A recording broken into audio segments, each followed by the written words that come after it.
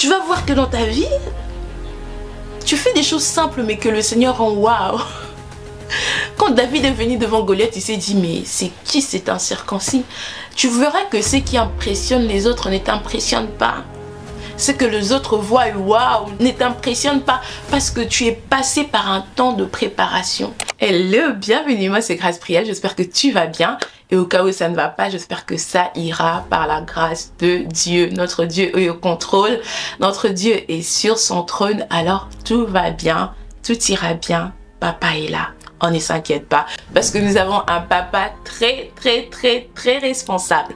Et aujourd'hui, je viens te parler de 5 points qui montrent que tu as une grande destinée. 5 points qui montrent que tu es appelé à faire des grandes choses avec le Seigneur et surtout pour la gloire de Dieu. Le Seigneur m'appelle sur cette chaîne à parler à des femmes qui sont en train d'expérimenter la transformation. Vous savez, la transformation est un changement, mais c'est pas un changement simple. La transformation, c'est le fait de changer jusqu'à un point où les personnes qui vous connaissez ne vous reconnaissent plus, même vous-même dans 1 an, dans 2 ans, dans 3 ans, lorsque vous regardez en arrière, tu te dis mais je ne me reconnais plus, tu seras vraiment transformé, changé en la femme que Dieu veut que tu sois. Est-ce que tu sais qu'il y a une destinée que Dieu a préparée pour toi?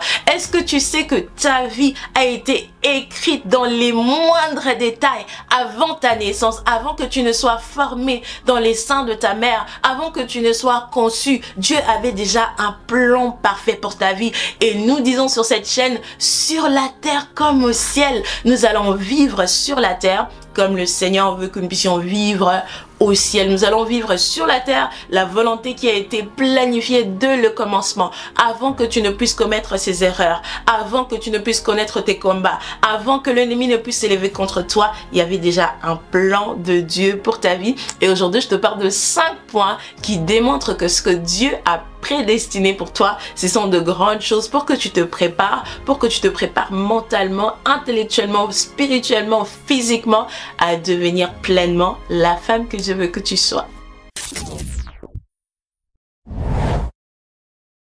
Et pour introduire le sujet, je vais d'abord parler de qu'est-ce que je vais dire lorsque je dis que tu es appelé à de grandes choses, tu as une grande étoile, tu as une grande destinée. Dans la parabole de talents, le maître avait donné 1 talent, à l'autre il a donné 2, à l'autre il a donné 5. En fait, avoir une grande destinée, avoir une grande étoile, faire des grandes choses avec le Seigneur ne veut simplement dire avoir plus de responsabilités, avoir plus de choses à accomplir avec le Seigneur. Ce n'est pas d'abord pour parler de la gloire, de l'élévation. Ces choses, ok, ça vient avec ça en fait. Quand tu as plein une grande destinée, souvent la gloire va t'accompagner, mais autant la gloire t'accompagnera, autant les combats t'accompagneront aussi. Bon, on parlera de ça au fil de la vidéo. En fait, je viens juste te dire que lorsque tu as une grande destinée, ça veut dire que tu as une grande responsabilité, tu as plus de comptes à rendre. Il y a certaines personnes qui sont appelées à faire une chose, ça ne veut pas dire que ces personnes sont moins. Il y a d'autres qui sont appelées à faire 2 choses, il y a d'autres qui sont appelées à faire 5 choses. Avoir une grande destinée ne veut pas dire que tu es au-dessus des autres. Avoir une grande destinée veut simplement dire que tu es appelé à avoir beaucoup plus de responsabilités, tu es appelé à avoir beaucoup plus de l'impact en fait, c'est simplement ça. Maintenant que je dis ceci, il est important de ne pas non plus être dans la fausse modestie. Tu es appelé à une grande destinée, mais parce que tu ne veux pas être vu, parce que tu ne veux pas cette gloire, tu cherches à te cacher, tu cherches à faire comme si toi, voilà, moi je suis humble. Tu sens que le Seigneur t'appelle à monter plus haut, tu te dis non, je veux me cacher, je veux m'humilier, je veux être humble. Ça, ce n'est pas la modestie, ça c'est vraiment la fausse modestie. Parce que nous ici, nous sommes de femmes qui ont un rêve, mais le rêve que nous avons, c'est le rêve que Dieu a pour nous. Si Dieu te dit que tu as une grande destinée, tu dois l'accepter. Si Dieu te dit que tu es appelé à faire de grandes choses, tu dois l'accepter et tu dois le faire avec assurance. Vous savez, l'assurance est différente de l'arrogance. L'assurance, c'est simplement avoir foi en Dieu, avoir foi à l'investissement de Dieu en vous. C'est comme si vous dites que ok, comme le Seigneur m'a appelé, je vais me rassurer de bien faire ce que Dieu m'a donné. L'assurance, c'est comme le Seigneur qui dit, ah, je suis fortifie-toi et prends courage. C'est le fait de prendre courage et d'entrer dans sa destinée. Même si toi, voilà, tu es plus jeune comparé à Moïse, mais lorsque ton temps vient, tu te lèves avec assurance, avec courage et tu rentres dans ta destinée. Mais seulement lorsque tu te lèves avec assurance, les gens voient cette assurance comme de l'arrogance. Nous allons parler de toutes ces choses et mon premier point, comment savoir que tu es appelé à une grande destinée? c'est quelque chose en fait que tu sais au-dedans de toi. C'est quelque chose, c'est comme si la chose est gravée au-dedans de toi. Des fois, tu ne sais pas exactement dans quoi le Seigneur t'appelle. Tu ne comprends pas tout avec les détails. Mais tu sais que tu es appelé à quelque chose. Tu sais que tu es mis à part. Envers vous, le Seigneur est beaucoup plus dur. Il y a beaucoup d'interdits dans votre vie. Moi, je ne peux pas marcher comme ça. Moi, je ne peux pas faire ça. Moi, je suis appelé à être différent. Moi, je dois montrer cet exemple-là. Vous n'êtes peut-être pas l'aîné, mais vous ressentez cette responsabilité à démontrer l'exemple. Vous ressentez cette responsabilité du leadership. Vous ressentez cette responsabilité de faire les choses différemment. Quand tu es appelé à des grandes choses, on n'a pas besoin de te le dire. Ok, on te le dira par prophétie peut-être, mais ça ne sera que de confirmation. Tu sais que.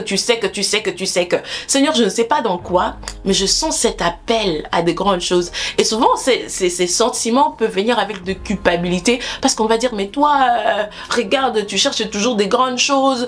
Voilà, tu te prends pour qui? Comme David, lorsqu'il est arrivé sur le champ de bataille, il s'est tout de suite senti concerné. C'est comme si quelque chose en lui disait, mais David, ça c'est ton combat. David, ça c'est ta place. David, ça c'est ta responsabilité. David, tu dois achever cette chose. Tu sais au-dedans de toi, tu sais au fin fond de toi que tu es appelé à faire de grandes choses. Et c'est pour ça en fait que tu fais les choses différemment. C'est pour ça en fait tu fais les choses pas comme les autres. Même quand tu es jeune, dans ton jeune âge, depuis ton jeune âge, tu savais que moi, ma vie va compter, ma vie va impacter plus de personnes, ma vie sera différente, ma vie sera exposée, ma vie sera un instrument de la gloire de Dieu. Et si tu sens que, au-dedans de toi, tu sens que tu es appelé à de grandes choses, sache que c'est fort probable que tu sois aussi appelé à de grandes choses. Être appelé à de grandes choses, c'est simplement avoir une grande étoile, une étoile qui brille. Vous savez, le sujet de l'étoile est biblique. Lorsque Jésus est né, les rois mages ont vu son étoile et ont été dirigés par l'étoile de Jésus pour aller vers Jésus. Ok, les rois mages ont été dirigés pour aller voir l'étoile de Jésus. Et sur leur chemin, ils ont rencontré le roi qui leur a dit, une fois que vous aurez vu l'enfant, revenez me dire et moi aussi j'irai adorer cet enfant. Mais le roi ne voulait pas aller adorer l'enfant, le roi voulait tuer l'enfant. Autant que votre étoile attire des personnes qui viendront vous adorer. Nous avons parlé de la gloire en fait. Nous avons parlé du fait que lorsque tu as une grande étoile, lorsque tu as plus de responsabilités, lorsque tu as plus d'impact, il y a la gloire qui vient avec ça. Autant qu'il y a des personnes comme de rois mages qui viendront, autant qu'il y aura des personnes qui viendront pour vous combattre. Le roi a entendu qu'il y a eu un enfant qui est né avec une grande étoile. Il s'est tout de suite senti concerné. Et cet enfant ne pouvait pas encore parler. Cet enfant ne pouvait pas encore manger. Cet enfant ne pouvait pas encore marcher. Mais le roi s'est tout de suite senti intimidé. Non pas par l'enfant, mais parce que portait l'enfant. C'est pourquoi vous allez voir que vous êtes combattu. Notre deuxième signe qui montre que vous avez une grande destinée, c'est les types de combats que vous avez. Avant que tu ne deviennes la personne que Dieu veut que tu deviennes, juste par le potentiel que tu as, l'ennemi va s'élever contre toi. Il ne va même pas attendre que tu commences à marcher, que tu commences à manger. Il ne va même pas attendre que tu finisses tes études, que tu puisses avoir ton diplôme, que tu puisses commencer ton mariage. Tu verras que tu seras déjà combattu. Donc que tes combats ne soient pas pour toi le signe qui te dit que « Oh non, moi je suis maudite ». Non, tes combats sont très souvent le signe que tu es appelé à une grande destinée. Parce que le diable, il est très occupé, hein. Il a beaucoup de personnes à pourchasser. Donc si le diable vient devant ta porte, c'est-à-dire que tu es important.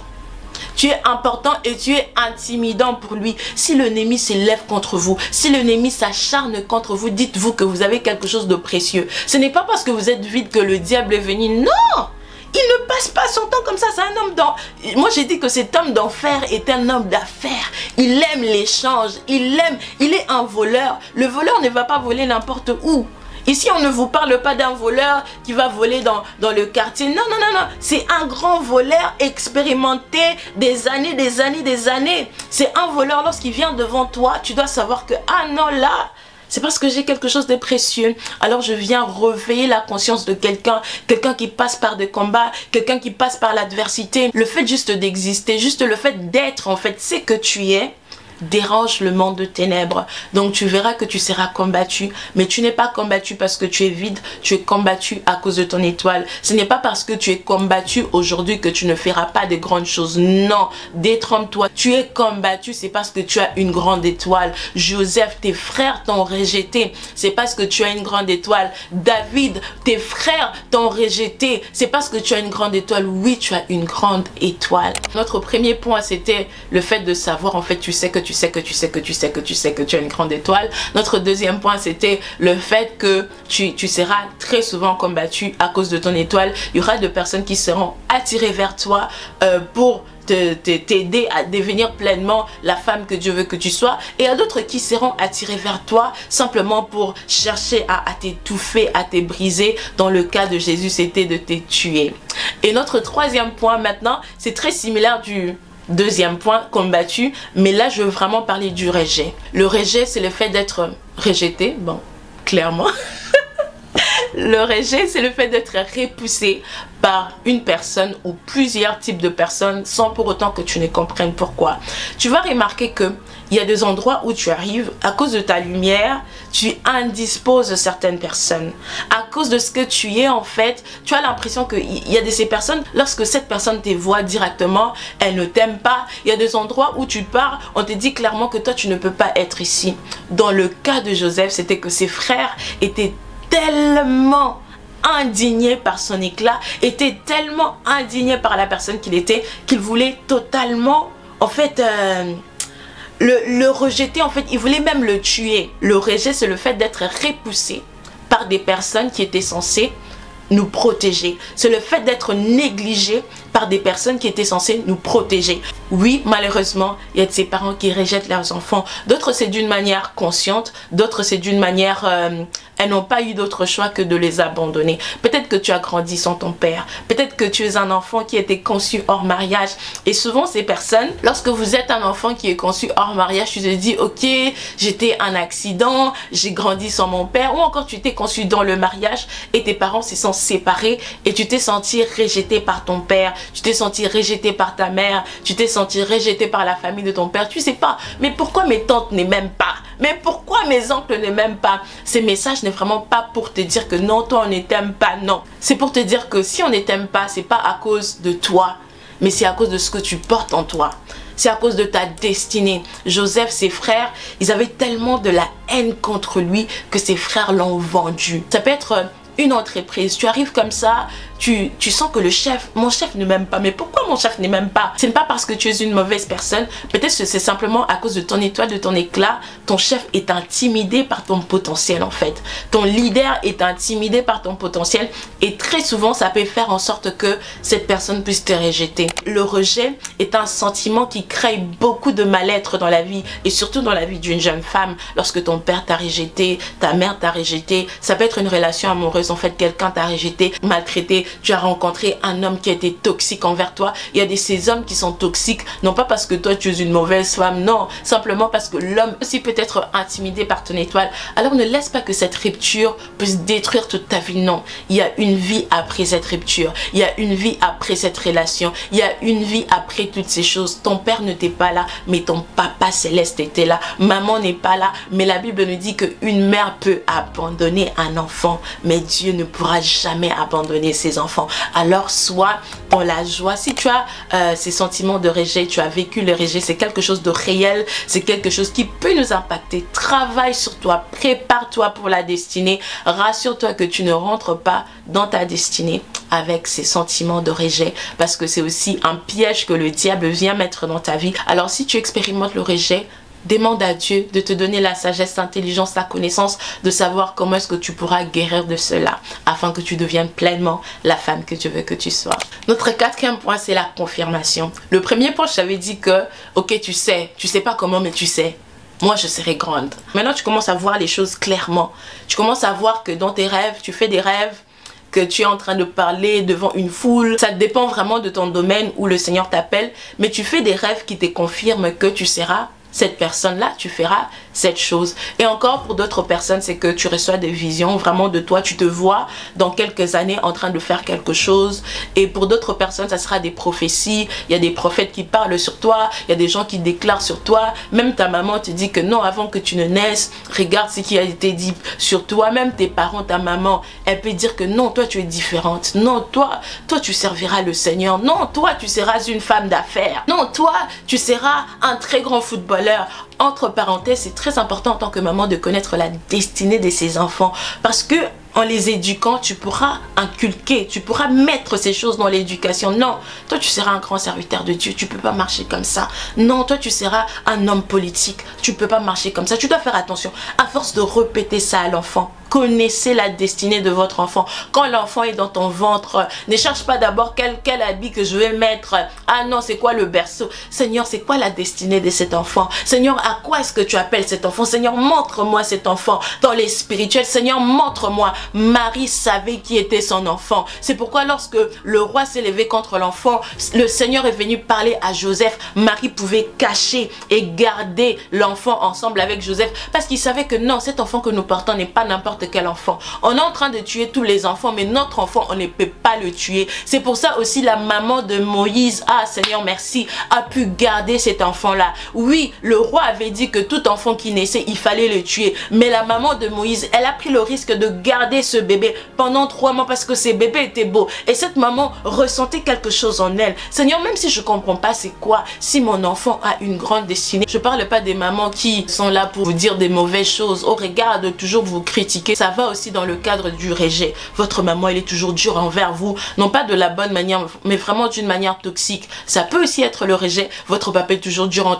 envers vous. Il dit toujours de paroles méchantes, des paroles blessantes. Ça aussi, c'est dans le cas du rejet. Mais vous avez eu la chance d'une maman qui vous bénissait, qui vous disait non, toi ne fais pas ça. Toi, tu es un enfant de Dieu. Non, toi, ton mariage sera un mariage que Dieu va utiliser. Garde-toi pur, garde-toi vierge. Sois comme ça. Tu épouseras un grand homme. Oui, tu seras une grande dame. Oui, tu seras une femme qui va impacter le monde. Écoutez vos mamans, vos grands-mères, écoutez vos tantes, des personnes bienveillantes, vos mentors, ces personnes qui vous disent non, toi tu peux pas t'habiller comme ça, écoute, toi tu ne peux pas faire ça. En fait, tu as des personnes autour de toi qui te rappellent, en fait, toi tu es différente.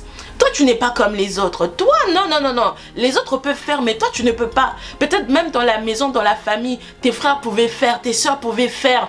Mais à toi, ta maman disait non, toi tu peux pas, non. Il faut pas mal vivre ça. À un certain point, il faut juste prendre conscience.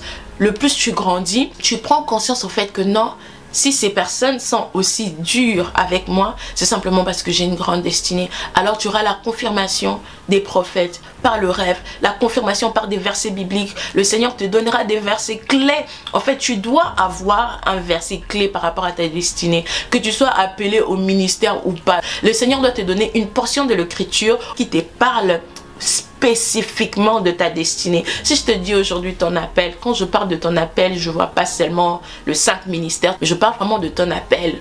Si tu dois me parler de ton appel bibliquement, c'est quel verset qui décrit ton appel, ta destinée? C'est quoi le verset que Dieu t'a donné? As-tu une mission comme Josué, comme David, comme Joseph, Esther, Ruth? Qu'est-ce que le Seigneur te dit? Si tu ne connais pas ta mission, si tu ne connais pas ta destinée, prie, dis Seigneur, parle-moi au travers de ta parole. Dis-moi au travers de tes écritures, qui est-ce que tu m'appelles à être? Notre 5e point, qui ne sera pas notre dernier point, parce que si tu me connais, je travaille toujours avec de bonus. Voilà, je m'appelle Grâce, et lorsque tu travailles avec Dieu, lorsque il fallait que tu aies 5, il y a toujours de bonus. Si tu es connecté sur mon Instagram, j'ai toujours de bonus en tout temps. Donc je vais te parler des 6 points. J'ai dit 5 points, mais le 6e point, c'est un point bonus. Donc on va dire 5 points. Notre 5e point, c'est que, comme je t'avais dit au début, tu sais que tu as appelé à des grandes choses. Et notre 4e point, c'est que tu as des confirmations. Là, tu sais que tu as appelé à des grandes choses. Et non pas seulement que tu sais. Il y a des confirmations. Comme dans le cas de David, tous tes frères passent. On dit non, pas eux, pas eux, pas eux, pas eux. Après, il arrive, il te oint toi. Ok. Là, tu sais que le Seigneur est en train de marcher avec moi. La faveur de Dieu, c'est la chose qui confirme en fait les confirmations que tu as eues et la sensation que tu as eue. Tu viens devant Goliath, un homme qui est plus grand que toi, mais avec une pierre, avec des choses simples, toi tu peux faire des grandes choses. Tu viens devant Goliath, cet homme qui a terrorisé tout le peuple de Dieu pendant 40 jours. Tu viens devant lui, tu terrasses ces géants avec une pierre. Tu vas voir que dans ta vie, tu fais des choses simples mais que le Seigneur rend waouh. Quand David est venu devant Goliath, il s'est dit mais c'est qui cet incirconcis? Tu verras que ce qui impressionne les autres ne t'impressionne pas.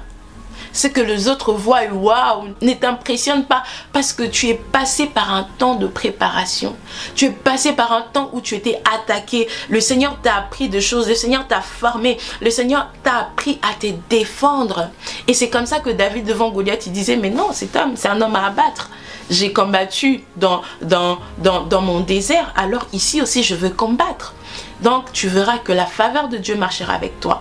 Autant tu seras combattu, mais il y aura cette chose-là qui fera en sorte que, ok, il y a tes combats, ok Joseph, on t'a vendu, tu es allé en esclavage, mais en arrivant là-bas, tu deviens intendant, tu commences à travailler dans la maison de Potiphar. Ok Joseph, tu rentres dans la prison, mais même quand tu es dans la prison, tu es quelqu'un d'important dans la prison.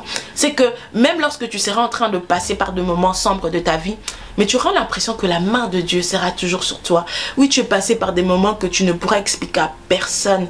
Mais si tu regardes bien, tu verras que la main de Dieu, la couverture de Dieu était toujours avec toi. Alors sache que lorsque tu remarques la faveur de Dieu sur toi, malgré les attaques, malgré le rejet, malgré les combats, sache que tu es appelé à faire de grandes choses.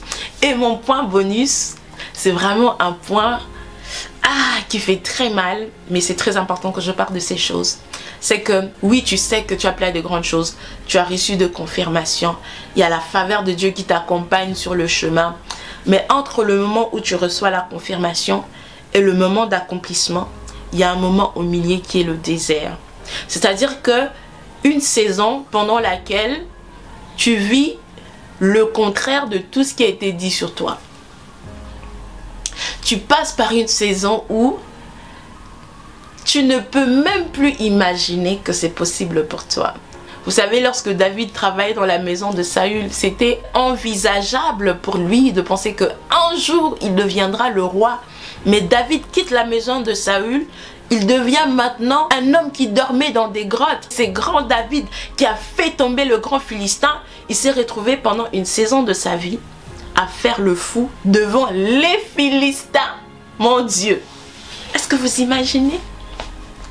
Donc, il y a ces temps où tu passes par des choses qui ne ressemblent pas du tout à ce que Dieu t'a dit. Dieu t'a peut-être dit que tu auras des enfants qui seront grands, que je vais utiliser, tu te maries comme ça. La stérilité. Dieu t'a dit que tu vas épouser un grand homme, ton mariage sera waouh! Déception après déception. Dieu t'a dit que tu es appelé à la richesse, mais tu passes par un point où tu ne sais même pas si tu peux parler de la richesse. C'est-à-dire que ce n'est même plus possible en fait de te voir dans ça. Tu passes, c'est comme si tu es en train de vivre un mensonge en fait. C'est comme si Dieu t'a menti. C'est comme si Dieu ne t'a pas donné ses promesses. Et ça s'appelle le désert. Et ce temps de désert, ce temps de souffrance est très important, est un temps de préparation. Car c'est là que Dieu te prépare en fait afin de t'exposer. C'est temps de préparation entre le temps où tu reçois l'onction et le temps où tu entres en action. Il y a toujours ce temps de préparation que le Seigneur utilise. Peut-être que tu es dans ce temps-là maintenant, tu te dis, ah, ok, les promesses de Dieu, j'en ai, ok, mais Seigneur, regarde dans quelle situation je suis. Joseph, il était dans la prison. Et la prison n'avait pas empêché la destinée de Dieu. Ah, je vais te dire, David, il était en train d'errer ici et là. Mais le fait qu'il errait ici et là n'avait pas empêché la destinée de Dieu pour lui. Jésus était le fils du charpentier. Donc lui aussi, à 30 ans, il était dans ça. Mais cette réalité-là n'avait pas empêché qu'il soit celui qui allait sauver l'humanité tout entière. Alors je ne sais pas dans ce que tu es maintenant, mais je viens te dire que tout ce que Dieu a dit sur ta vie est sur le point de s'accomplir. Tout ce que le ciel a dit sur toi, peu importe la situation, ta réalité que tu es en train de vivre maintenant, sache que le Seigneur va l'accomplir. Et pour d'autres personnes, le désert, c'est Le fait que tu sais que Dieu t'a appelé à prêcher, Dieu t'a appelé à faire quelque chose, mais Dieu te dit pas maintenant, attends encore. Seigneur, tu m'as appelé à ça. Moi-même, je me sens prête. Mais tu me dis, Seigneur, tu me dis d'attendre. Ou encore, il t'appelle à faire quelque chose, mais il te met à côté d'une personne qui ne te permet pas à exercer ce don. C'est une saison qui n'est pas facile, qui n'est pas évidente à vivre. Mais c'est très important, car c'est là que le Seigneur commence à travailler ton caractère. C'est très bien de savoir que nous sommes appelés à des grandes choses, d'entrer dans sa destinée, mais le Seigneur ne veut pas seulement que tu entres dans ta destinée, non. Le Seigneur veut que tu entres dans ta destinée et tu accomplisses pleinement ta mission. Et une chose qui peut faire en sorte que tu ne puisses pas accomplir pleinement ta mission, c'est ton caractère. C'est pourquoi le Seigneur se sert très souvent de cette période de désert, il se sert très souvent des attaques, il se sert très souvent du rejet pour te préparer. Non pas seulement que tu sois une personne qui sera élevée, mais que tu sois une personne qui sera élevée et qui pourra demeurer dans l'élévation. Car beaucoup sont élevés, mais peu sont ceux qui gardent cette élévation. Le Seigneur veut que tu chantes pour lui. Le Seigneur veut que tu aies ses business. Il ne veut pas seulement que tu puisses faire 2 chansons qui vont faire le buzz. Après, tu passes comme ça. Ah, c'est toi qui avais chanté la chanson. On connaît la chanson, mais toi, on ne te connaît pas. Non, c'est pas ce que Dieu veut pour toi. Le Seigneur ne veut pas seulement que tu puisses vendre 2-3 produits. Après, le Seigneur ne veut pas que tu puisses te marier. Après 1 an, tu divorces. Que tu puisses avoir le couple goals sur Instagram. Après 5 ans, vous n'êtes plus ensemble. Non, le Seigneur ne veut pas que tu puisses avoir ces grands ministères. Après, c'est toi, tes enfants qui sont délinquants. Non. C'est là que le Seigneur travaille ton caractère. Le Seigneur veut que tu montes. Tu vas monter. Je te le dis maintenant. Que tu vas monter, Dieu va accomplir sa volonté dans ta vie, tu feras de grandes choses, tu feras des choses extraordinaires avec le Seigneur. Tout ce que Dieu avait dit est sur le point de s'accomplir dans ta vie. Et toi, rassure-toi de travailler ton caractère. Tu es la personne que le Seigneur veut utiliser dans cette saison et je prie que tu deviennes pleinement la femme que Dieu veut que tu sois et que tu brilles. Brille dans cette saison et deviens pleinement la femme que Dieu veut que tu sois. Que Dieu te bénisse.